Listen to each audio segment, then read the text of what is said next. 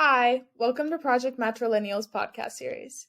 Today we're very excited to host our first guest, Bijoya Sawian. Bijoya is a famous Khasi writer and translator who lives in Shillong and Dehradun in India.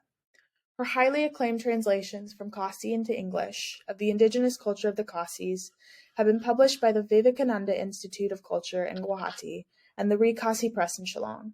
I would highly encourage you to read Shadow Men, a classic novel written by Bijoya, which has been referred to as one of the most important literary works from Northeast India. The book was shortlisted for the prestigious Rabindranath Tagore Literary Prize in 2020. Due to some technical difficulties, we've had to re-record our original hour-long podcast with Bijoya as a talk instead.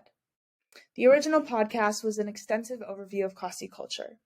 Nevertheless, in this talk, we have aimed to preserve the rich content and are certain that it will be both informative and engaging.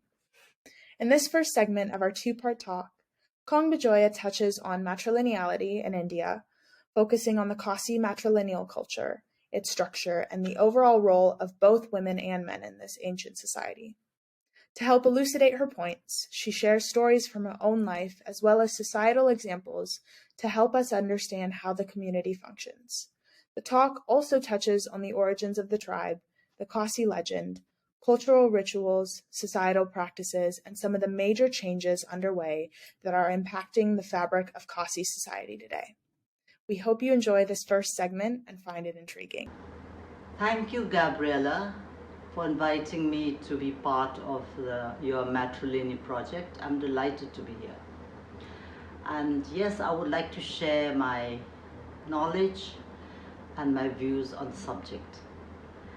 In India, there are three communities who practice the matrilineal system. The Nayars of Kerala and the three tribes in Meghalaya, Northeast India, Khasis, Jaintias, and Garos. Now, many people make this mistake that matriarchal and matrilineal is one and the same thing, and Khasis are often called matriarchal.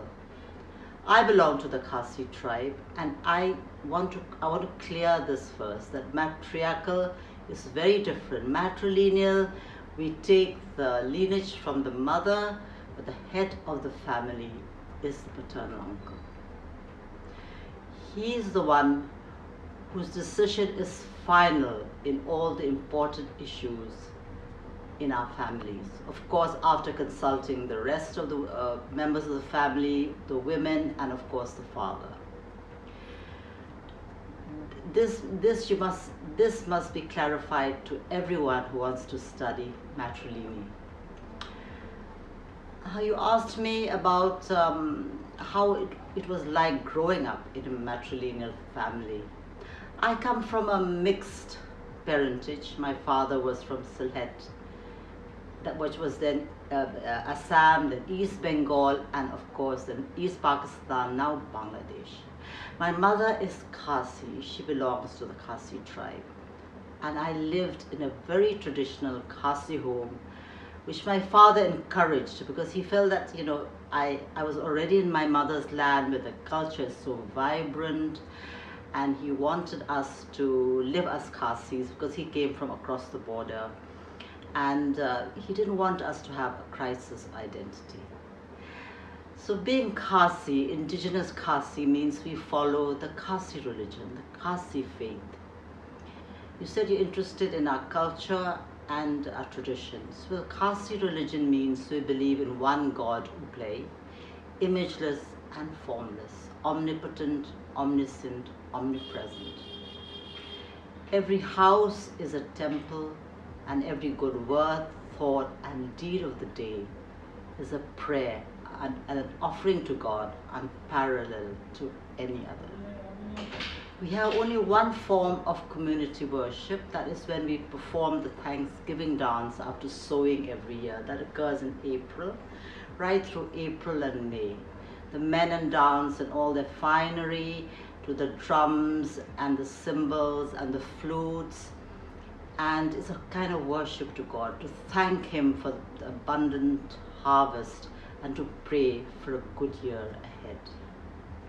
Of course, we have so many other rituals too, but the main ceremonies are the naming, marriage, and the last rites. About being Khasi, how do I feel when they say you're Khasi? Well, it immediately confirms, it defines my identity. Because India is a country of immense variety, of immense diversity. And to say I'm Indian is certainly not enough. If you say I'm Khasi, it immediately defines me as a person from the Khasi Hills in Meghalaya, in northeast India. And of course, then I'm Indian. Now, when you say how is the system working in the present times? In the present times, there's so many things have changed. And I think the first time it really took a turn and there were movements against matrilineal was when, I think about 30 years ago, 35 years ago, when the Mama suddenly lost his position.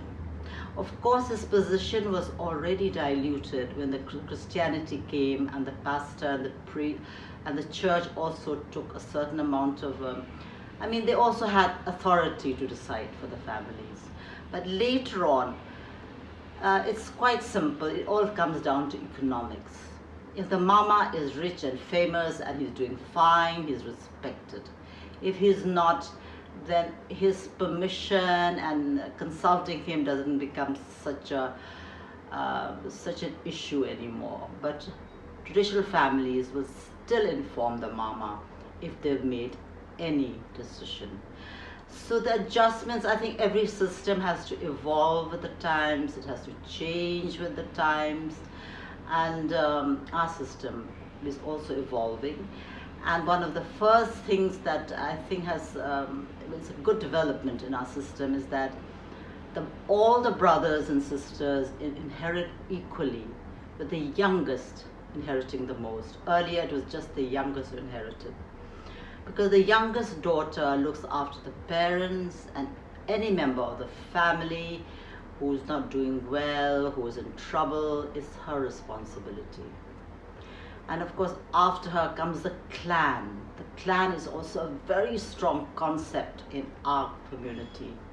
When there's nobody in the family, when you don't have a family also, it's the clan that takes over. So it's very interesting because like in Shillong, in the capital of Meghalaya, you don't even find beggars, because if it's not the family, then it's the clan.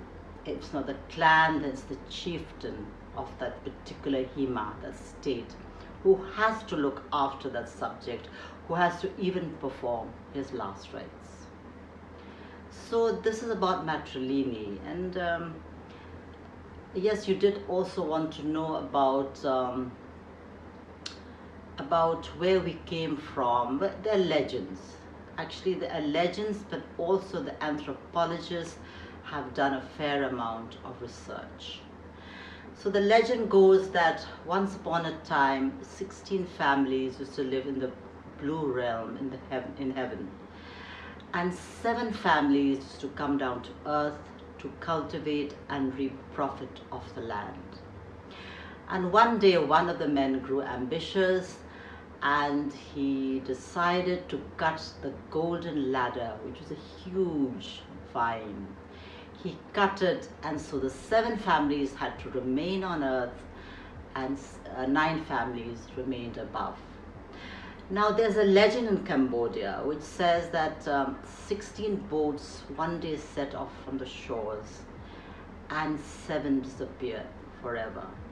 Anthropologists would like to say, and I think obviously they have evidence, because the Khmer dialect of Cambodia is very similar to Khasi.